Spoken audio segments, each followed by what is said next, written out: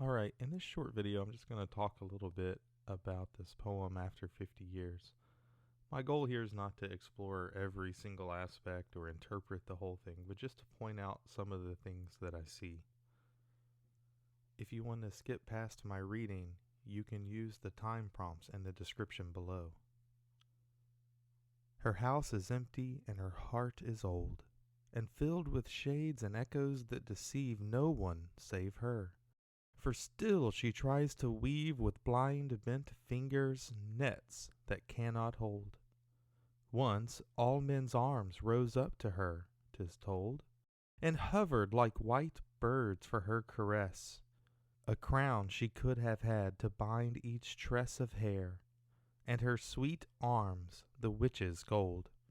Her mirrors know her witness, for there she rose in dreams from other dreams that lent her softness as she stood, crowned with soft hair, and with his bound heart and his young eyes bent and blind, he feels her presence like a shed scent, holding him body and life within its snare. Okay, now a few things about this poem. First of all, even though he kind of tricked us with that space there, this is a sonnet. It's 14 lines, but it's not a Shakespearean sonnet. A Shakespearean sonnet, we would expect to have a rhyme scheme something like this: A, B, C, D, C, D, E, F, G, G. But this rhyme scheme is A, C, C, A, D, E, D, E, E, D. So we have this octave here and then a sestet, which is a common form for sonnets to take. When they do take this form, very often you'll have either some sort of shift occurring between this octave and sestet, even though there's not usually a space there. So looking back at this poem, I think one thing that we can see is that it's certainly about the passage of time and a lady here who is affected by it. One thing we see that she is deceived, right? Her house is empty and her heart is old and filled with shades and echoes that deceive no one save her. This save here really means except, or like but for her. So she's the only one deceived by these things. House might be functioning as some sort of a metaphor for her life and the things that she's doing. And similarly with the nets, right? So she still tries to weave with blind bit fingers nets that cannot hold. Especially when we look at nets in contrast with this young man down here with his bound heart and his young eyes bent, right? And he feels her presence and he's trapped within her snare. We also see here that at one time it's told that young men's arms rose up to her. So I think this was a lady who in her prime would have been very enticing to men and would have had many men interested in her. But as the passage of time has gone, those things have faded away. She still is deceiving herself and thinks that she has that old charm and that ability to grab hold of guys, but she doesn't seem to have it anymore.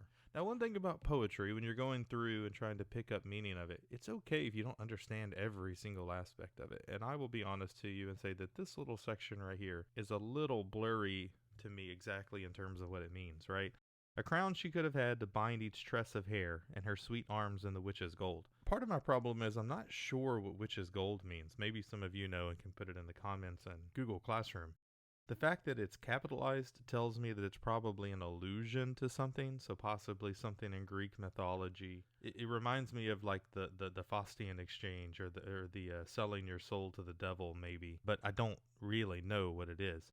If I was tasked with having to write an essay about this poem or analyze this poem, I may either just kind of move past those lines and not dig too deeply into them.